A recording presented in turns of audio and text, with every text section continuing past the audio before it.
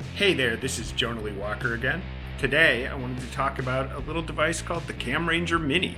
I got one for my wife for Christmas. It is a device to remote control your DSLR via Wi-Fi from your iPad. It's a little small device that plugs right into your camera via various cables depending on the camera, and then you can use it on your iPad to control it. Now we actually got it for directing shorts, because it means that you can stand farther away and be watching the video on your iPad instead of having to see it on a screen attached to your DSLR.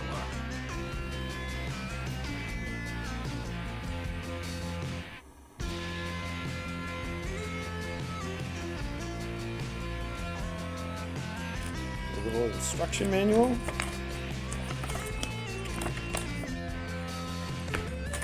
And the CamRanger Mini itself. The Mini itself has an Ethernet port, a reset button. This is to check the power. Yes, I've already charged it. Power switch, you just switch to the right. USB to connect to your camera, and USB for charging.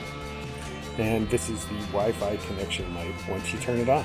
For my camera, I have an EOS 60D, and you use different cables depending on the device, but I have a standard USB to the old USB Mini. I forget what this is called, the square one, not the new round one.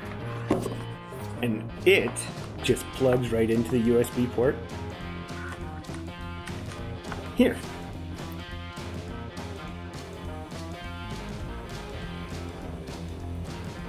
And turn it on. Plug the CamRanger Mini in,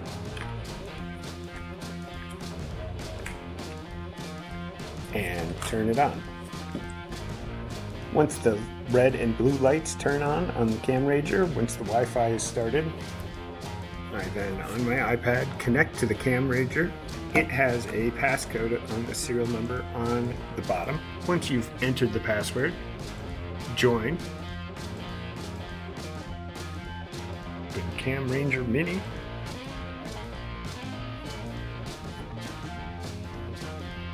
and hit connect. The camera is not connected because it is shut down.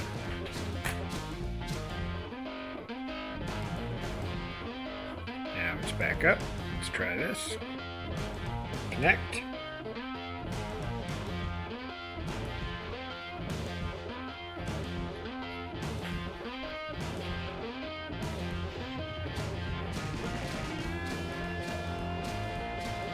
And there we have it, live view. And if I turn the camera,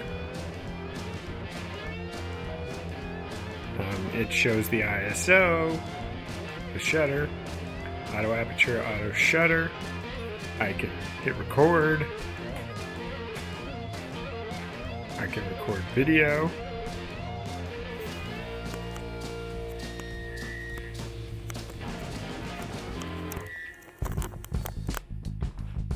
Here's the other side of the room.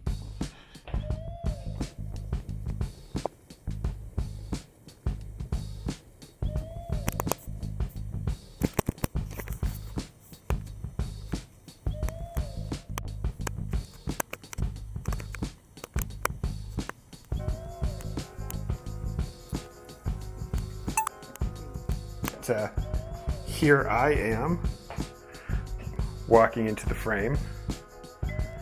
You can see me in the background here. Now it does stutter a bit, but you can still see the framing in the image. Hello, Indiana. Now let's try recording.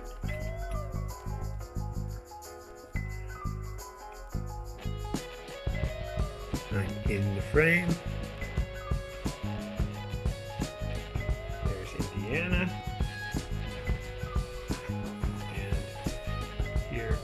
Camera, and I'm going to record the video, which I'll be able to cut to here on the thing, though it will only be 1080.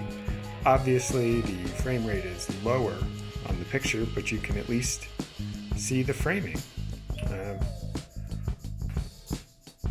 Obviously, I'd be happier with a little higher frame rate, but as it is, it still seems like it's going to work pretty well. Let's stop that.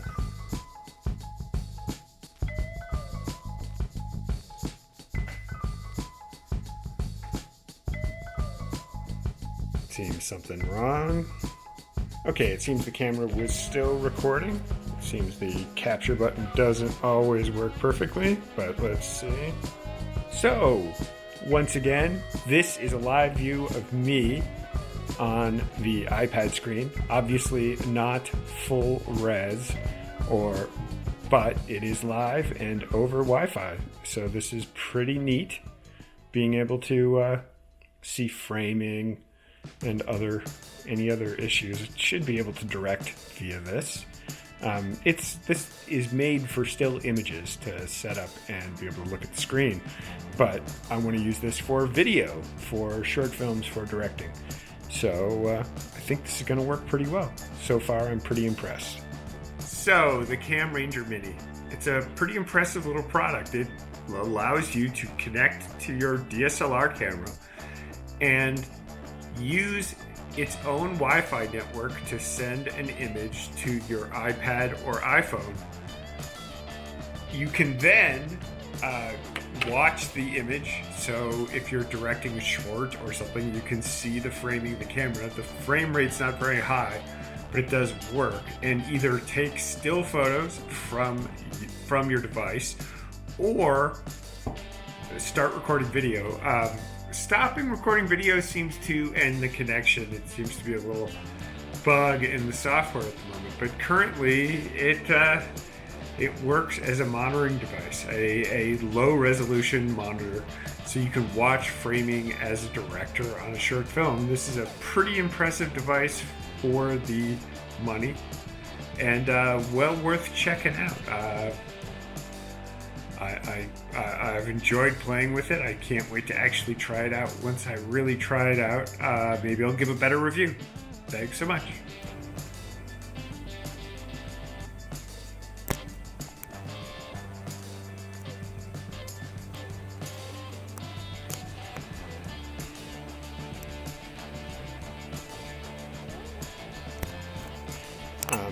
It's unfortunate because Magic Lantern adds so many extra controls to video, but you can't remotely shoot or view with that on, so you need to have memory cards without Magic Lantern installed, otherwise it will not work.